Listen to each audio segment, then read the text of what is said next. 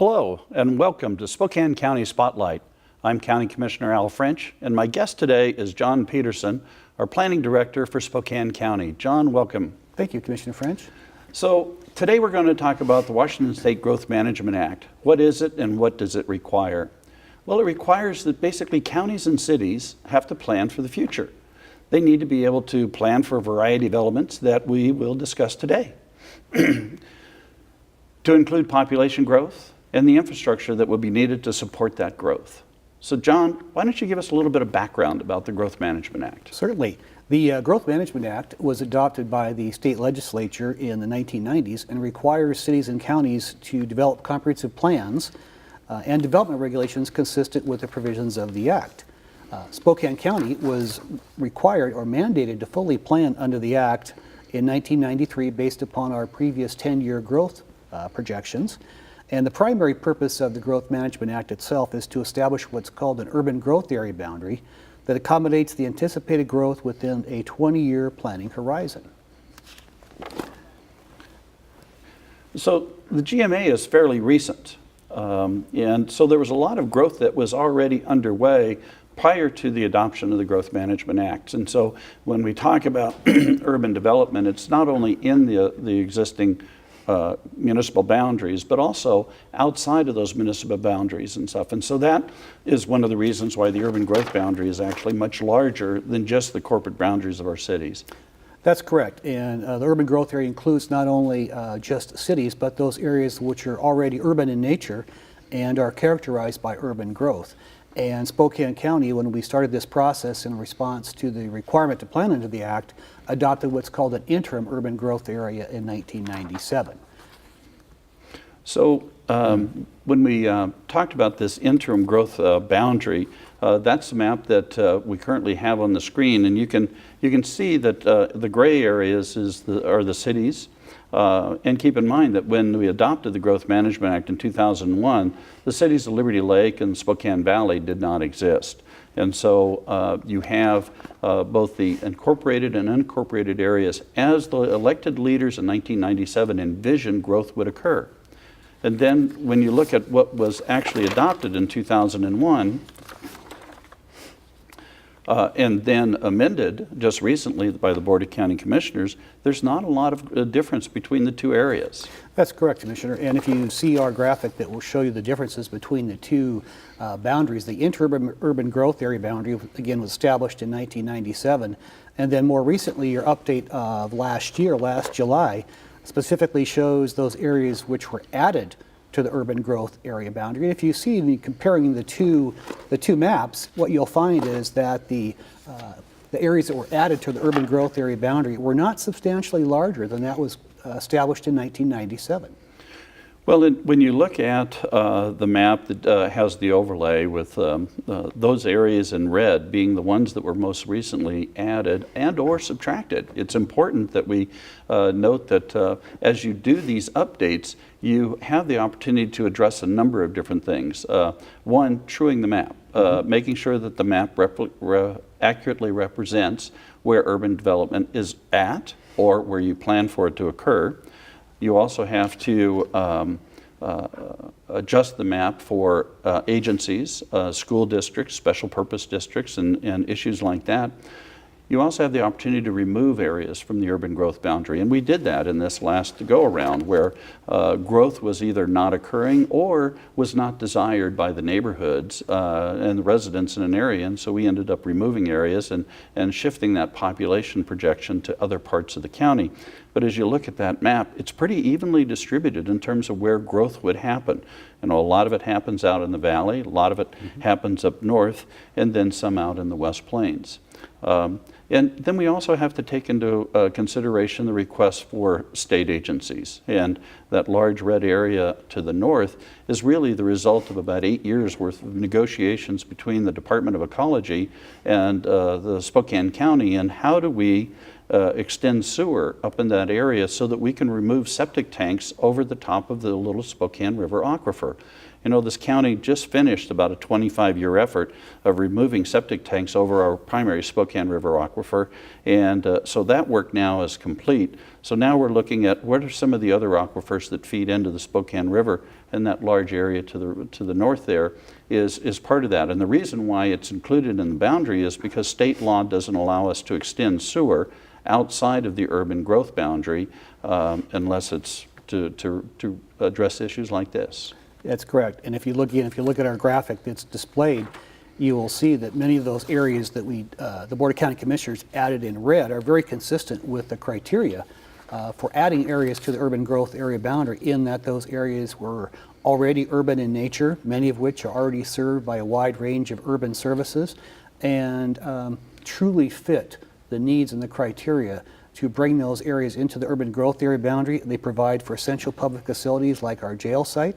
They also provide for, again, provision of essential public services to those areas, and provide for protection and designation of lands adjacent to Fairchild Air Force Base to protect that military installation.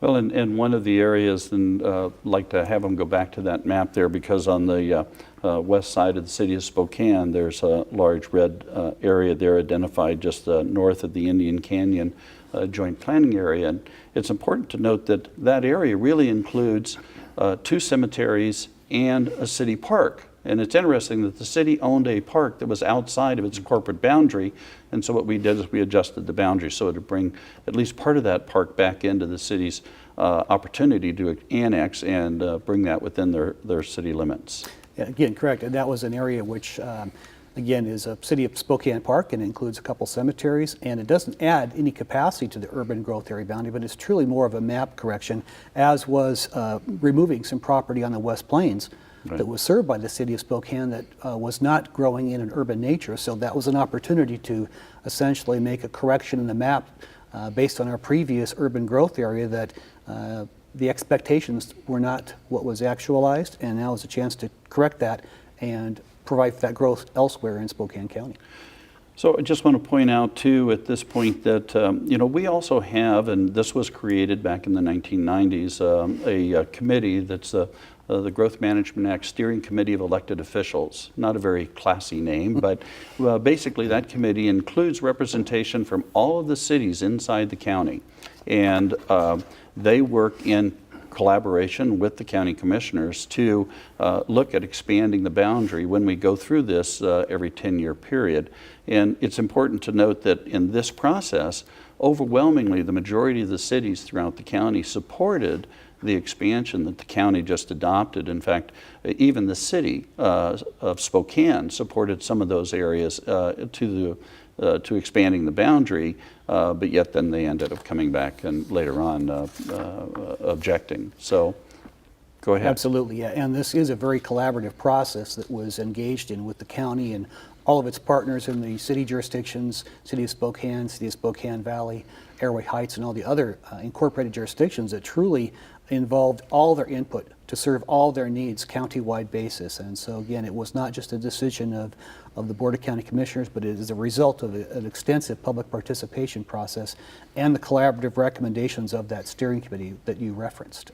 Well, one of the other areas, one of the other responsibilities the county is obligated to fulfill is to meet the needs of special purpose districts. And we had Central Valley School District that had acquired property prior to the adoption of the Growth Management Act for the purposes of building a new school, but it was outside of the urban growth boundary. And so to provide sewer and water to that site so that the school district could take advantage of that, we had to extend the boundary so that they could actually benefit from water and sewer service. Yeah, absolutely, and that's one of the requirements of the Act, is that we look at not just the needs of and basing changes to the urban growth area boundary just on population or population growth, but also those other special needs that exist between school district, fire districts, library, and siting a jail, for example. Right. So all of those kind of factors are part of this collaborative process to establish an urban growth area boundary. So let's go through real quickly some of the requirements that the Act says that we need to address. Sure. Can you speak a little bit to that? Yeah, sure, absolutely, be glad to. The Growth Management Act is based upon a variety of topics, and one of the is primary goals. There are 13 primary goals in the Growth Management Act. that really frame the development of the comprehensive plan, which is the 20-year vision expressed in goals and policies. And so within your comprehensive plan, you must include and try and develop goals and policies that are consistent with the provisions of the Act to address topics such as urban growth, sprawl, open space, economic development, property rights, transportation, natural resources, and permit processing. There's many different goals that you then have to incorporate into your comprehensive plan policies to be consistent with the Growth Management Act. Well, and just being, an average citizen looking at these, you would look at them and say, well, wait a minute, some of those are contradictory to each other. How can you fulfill both of those goals at the same time? And what the state does is it leads it up to local communities to prioritize which of these should be top priority, second, third, and fourth. So it doesn't mean that all of them receive 100% priority. It means that these are areas that we need to address. That's correct. And again, many of the goals can be looked at as being contradictory. And again, you do have to kind of balance the needs of the community against those goals, and some have more primacy than others. And then certainly as you look at developing your comprehensive plan, you also have required elements of your comprehensive plan that have to reflect those goals. And so looking at those overall 13 goals, you then need to incorporate these into your goals and objectives of your comprehensive plan to include a land use element. What kind of densities are appropriate, where they're appropriate, looking at a capital facilities plan, how to provide for public utilities, a rural element, and looking at what are the appropriate densities in your rural designations, and look at parks and recreation and transportation. So there's a wide variety of required elements that we have to adopt and incorporate into our comprehensive plans. And of course, growth implies that there's going to be new construction, and there's regulations that you have to adopt to be able to address. How do you implement that plan? And so, can you speak to that a little bit? Certainly, yes. And the comprehensive plan provides the framework and the policy level for expressing the long-term views of the community and their vision. And then it is implemented by various kinds of development regulations, and they include things such as your zoning code, your critical areas ordinance, which protects wetlands, steep slopes, and habitats, a shoreline master program, and capital facilities plan. So you go from perhaps a 50,000-foot view on your goals and policies, and then you work further to implement those policies with very detailed development regulations, which include minimum lot sizes, setbacks, streetscapes, things like that, that are then incorporated into those regulations so that your comprehensive plan and your development regulations mesh together. So we've mentioned the term UGAs, or urban growth area and stuff. Can you talk a little bit about just exactly what that is? It's not exactly self-explanatory. That's true. And again, it's a term of art, but it's also something that the county is required to establish. An urban growth area boundary simply is, in short, is a mapped boundary in which the cities and the counties and ultimately the Board of County Commissioners establish an area to which it's urban in nature. You would anticipate further urban growth and development and infill development, and that is where you encourage that urban growth to be served by public services and utilities at urban level of services. And then that is an area which you designate on a map, and then outside of that area, land use densities and policies and regulations promote a rural lifestyle and a rural environment.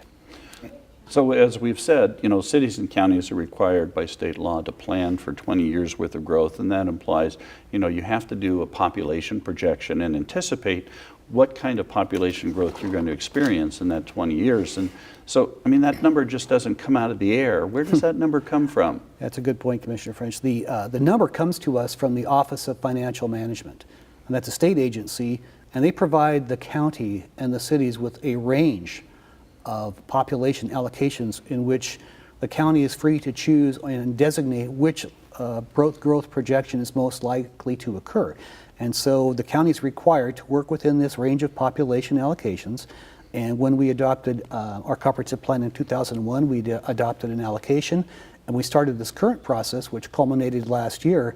We adopted a population allocation very close to the median forecast by the Office of Financial Management.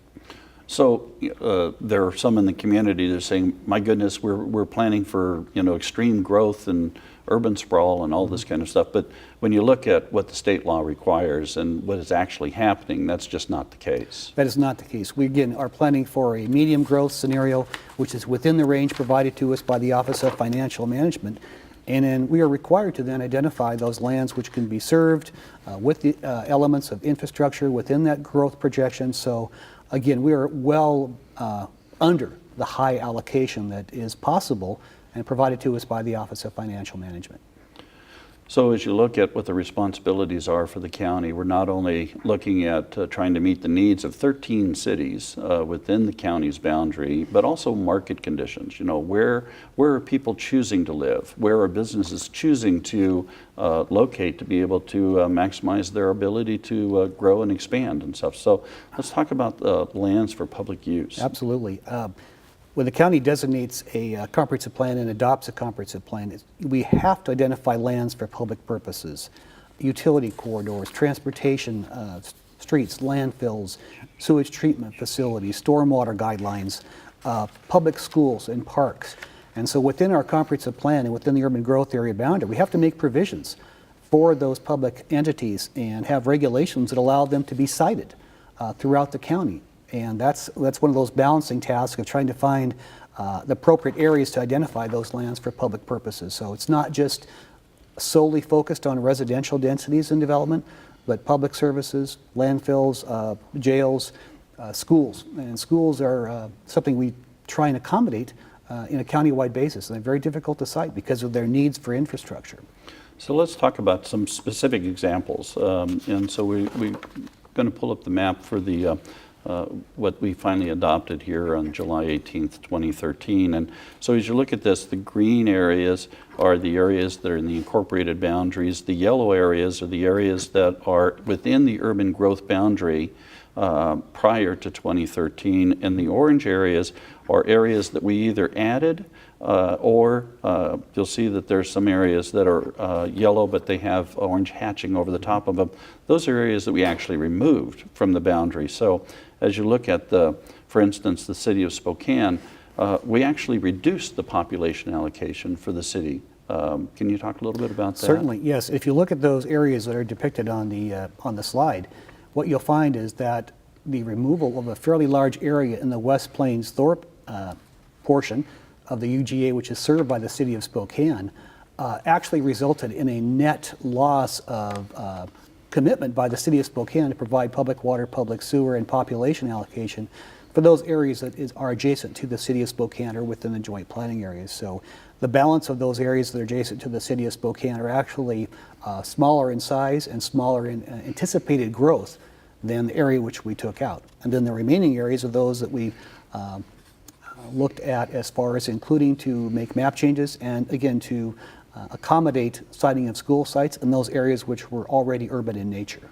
So we actually reduced the population responsibility for the city of Spokane, and the other jurisdictions within the county are not only looking to accommodate for that growth, they actually supported expanding the boundaries adjacent to their jurisdictions in anticipation of the growth that they're going to experience. But as we look at growth, let's talk a little bit about water and who's providing the water and stuff. So we do have a graphic here that talks about the water service area.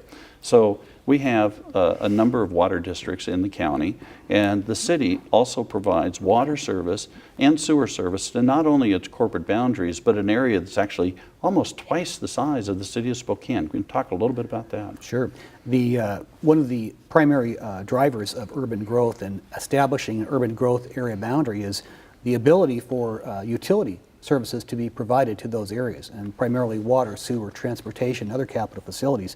But again, on the graphic which we've just seen, the city of Spokane has a very large water service area boundary, which is outside their corporate boundaries. And so in doing so, they've really made that commitment in the future to serve at some point those areas which are outside their corporate boundaries with public water and oftentimes public sewer outside their corporate boundaries. Again, that's something that we accommodate within an urban growth area boundary. Well, and I've been here since the early 70s, and I can remember back in the 1980s where the city council actually made a significant infrastructure investment into the West Plains and extended sewer and water up into the West Plains with the expectation of developing a manufacturing sector that would be immediately adjacent to the city. And that investment went idle for a long time until recently we've seen a very increased rate of growth on the West Plains. And but that investment was made before the Growth Management Act was adopted. And so if the taxpayers and the ratepayers are going to get a return in their investment, we have to reflect and adjust for investments already made, because it's important to the taxpayers that get a return in their investment. But as we look at the 2001 is when we adopted our formal comp plan to comply with the Growth Management Act, and all the communities made projections about where they would be in 10 years and 20 years. And it's interesting to look at how are we doing? How did we meet the projections for our population growth? And we have a little bar chart here that reflects kind of how everybody is doing. We do, and this chart will show that when we adopted our comprehensive plan in 2001, we assumed a population allocation for the next 20-year period. And in our periodic update of the Growth Management Act and the urban growth area boundary, we analyzed the actual population growth for a 10-year period, and we found, as shown on the graph, that the city of Spokane underestimated, or the conditions have not materialized which we projected at that time. And so the city of Spokane actually did not grow by almost 14,000, 15,000 people that they anticipated would happen. And the other jurisdictions you can show that have grown include the city of Spokane Valley, Liberty Lake, and Airway Heights. And so they've actually had more growth than they anticipated. Well, and it's important to note too that in 2001, the city of Liberty Lake and the city of Spokane Valley were not incorporated yet. And so they actually are part of the population projection for the Spokane County. Mm-hmm. So if you combine those together, even the county met its obligations and stuff in that period. But so there's a lot of conversation about recently about urban sprawl. And it's interesting that a national organization called Smart Growth America, it's the only national nonprofit that actually monitors and measures community performance with regard to smart growth and meeting density requirements and all the other elements to go into developing livable, healthy communities. And so let's talk a little bit about that. Yes, the smart growth analysis is a very scientific way. Yeah, it's a very scientific way to really measure, if you will, the impacts and how you measure sprawl. And really what it defines, and it's a very recognized analysis nationwide that shows that when you measure sprawl in a variety of scoring topics, Spokane County rates very highly, as does our metropolitan area, as compared to other like cities around the nation. And so our score, if you will, from a national ranking index is we're number 22 nationwide as a compact community. And that's recognized in a nationwide study that we really have an index that shows we are not a sprawling community. Well, and even Spokane County ranked in the top 10% based compared against 994 urban counties across the country, across the entire country and stuff. So, you know, that says a lot about good planning and what we're doing with regard to being smart about how we grow. But, you know, we still have work to do. I mean, certainly. We still want to raise the bar and improve the decisions that we make as it affects the quality of life that we're also invested in protecting. But, you know, for such a long time, we've spent time and conversation comparing ourselves to other communities, competitive communities like Boise and Reno and Salt Lake City and stuff. And so we've got a little chart here that shows just exactly how we do compare, not only from the standpoint of the smart growth analysis, and so these numbers on the left are the rankings for or the scores for cities that we use as comparables. And it's important to note that we are second only to Madison, Wisconsin in terms of livable communities, communities that are using that smart growth strategy to be able to plan out our communities. And then if you go to the next slide, the other important thing to note is that we talk about density. There's a lot of conversation about how do we increase the density in our community, because that allows us to get a better value for the infrastructure that we're building. So when you look at the density and compare us to any of the other comparable cities, our density is significantly higher than any of our competitors. Even Madison, Wisconsin, we're 500 people per square mile more dense than Madison, which had a higher score for us in the smart growth analysis. Yeah, and what that shows when you look at this kind of information, this data, that we are not really classified as a sprawling community. We've done a good job of keeping our infill development and serving our urban areas with urban development at appropriate densities when we compare to other like cities in the nation. And so I think that speaks well to our previous planning efforts, and hopefully as well to our future planning efforts to encourage that urban development with appropriate level of services and in the right place at the right time. Well, and you know, it's important that we are constantly focused on how do we increase our density level so that we get a better value for the infrastructure that we have to build. Obviously, if we've got more users on a mile worth of water line or sewer line or streets, we're getting better value out of that infrastructure, and that's important as we try and minimize the cost to the community for development. But it's also important to note that both the city and the county, when there are new developments that do occur, the infrastructure to support that is paid for by the developer. Those aren't paid for by the general ratepayer or the general taxpayer. The developer extends sewer lines, extends water lines, builds all the streets necessary to accommodate the growth within that development and stuff. So that's another one of those misnomers that, oh my dear, we're going to be burdened with all this cost. Well, actually, the cost is covered by the developments and those that are moving into those communities. Right, and that is correct. I think that is a misunderstood topic, that when you look at the areas that were added to the urban growth area boundary previously on our map, there's an assumption that the public pays for extension of those infrastructures to serve those areas, which many times already have infrastructure available and right at the doorstep. And so the person who's doing the development pays for that process and pays for the extension of those services. Well, this has been a great conversation, and I really appreciate you taking the time to join us as we try and educate the community about growth in Spokane County and all of the 13 cities within the county. So again, I want to thank John Pederson, the Director for Planning for Spokane County, for joining me today. And I want to thank you in the audience for taking this time and learning a little bit about how growth happens in Spokane County. So again, I'm County Commissioner Al French, and I thank you for joining us on Spokane County Spotlight.